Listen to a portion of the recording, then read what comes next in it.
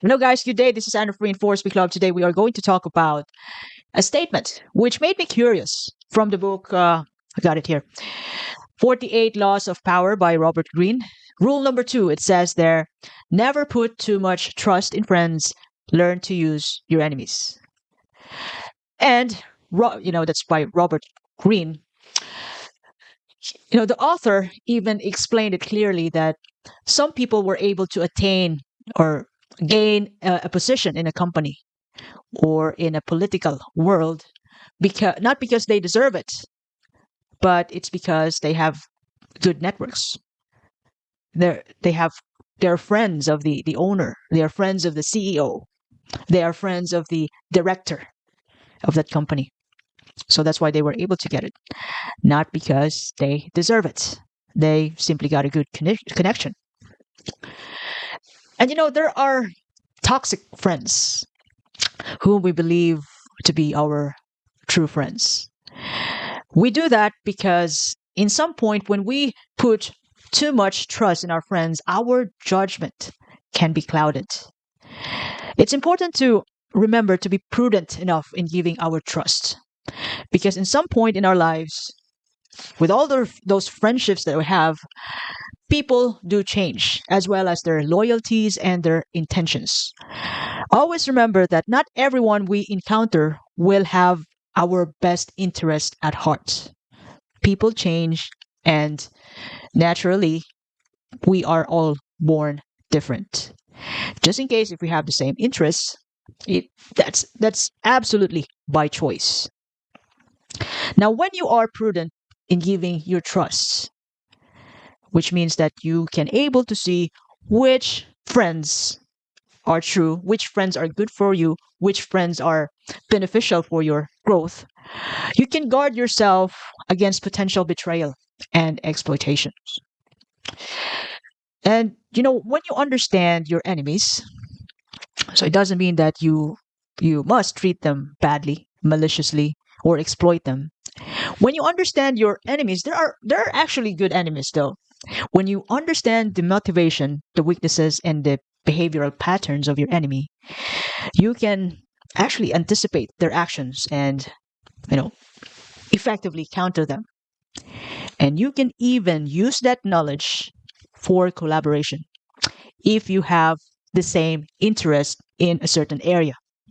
So you can work with your enemies with a solid boundaries, terms and conditions.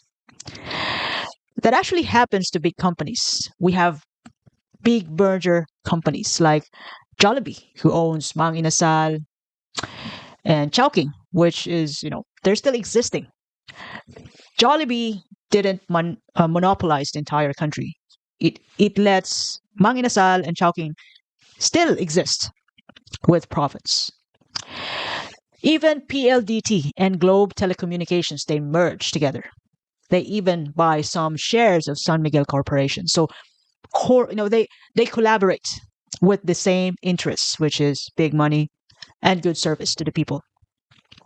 Even the SM investments, SM Mega Malls with property development under SM. So they are big company mergers, which are worth billions of pesos. Now, when you are careful, cautious enough to give your trust, you know, you're not going to be vulnerable and dependent on your friends, which means that you don't wholly rely on a single individual or support group for validation on your decisions. And when you know exactly when you put on a boundaries to which people you can rely on, and then you can clearly identify, are they changing, are they still worth trusting. You can actually see that, you can observe that with people, and then you can still trust them. So it means that you can make your own decision. You are still autonomous, and your it could be minor or major decision could not be cloudy because of your friends. Because to be clear, some friends will just make us confused in making big jumps in our lives.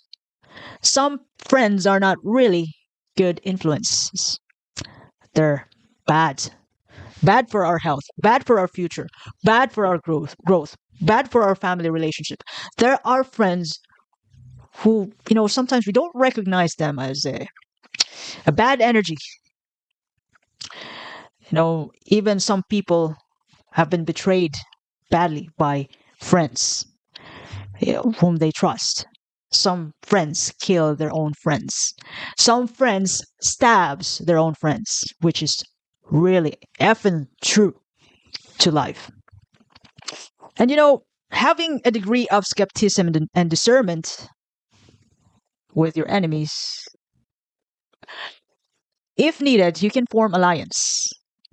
And even though that you really against your friend's decision, your friend's will, you can able to make that come up with that decision for the betterment of your company, or it could be the betterment of your tribe, for the better future of your tribe. Although your friends are against it, you do it for the good of all. And you can actually do that, even though you won't able to please everybody, especially your friends. You are autonomous. You are cautious about your decision. You are independent. You're looking after yourself. And when you are prudent enough with giving your trust, you can able to change and adapt easily. You don't have to consider anybody, any people around. You know, you might be thinking that you can hurt them when you change, when you do such a thing. So no need. Whether they like it or not, you can do it.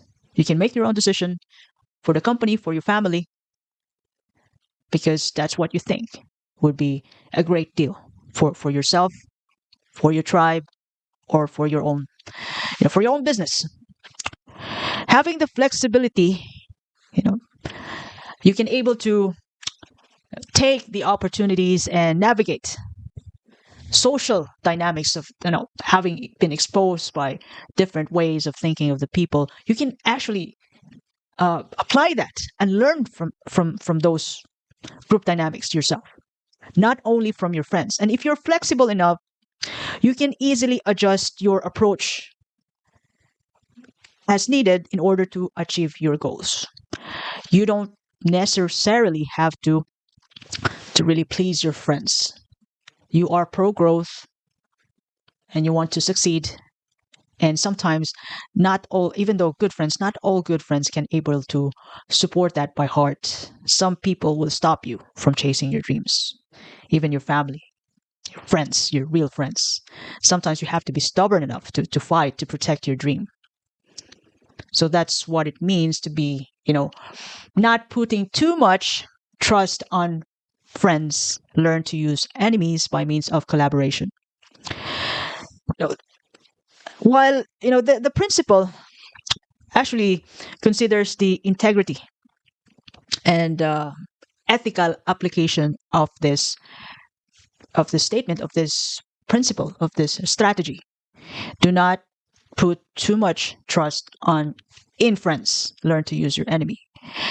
Although in some point, yeah, there could be a little bit of manipulation, but if you think that you have big goals and you're willing to do anything, everything for it, and it will give you a brighter future for the people around, for your company, for your family. So, and of course, it would be worth doing. Then why not? As much as although as much as possible, avoid manipulation and exploitation for your own personal gain. Sometimes there is a degree of manipulation to that. That happens when you merge, when you collaborate with your enemy. But if it's worth doing, then why not do it? So this is one way also to really prevent or avoid cloudy judgment influence by your friends, by the people you hang out with. Because once again, not all people we meet will have the best interest for us. at heart. So if you like the message today, you can share it to your family and friends. You can follow me in Facebook, YouTube, Spotify, and Apple Podcast. Reinforce Me Club. So this is Anne once again. Have a lovely day. Thank you very much.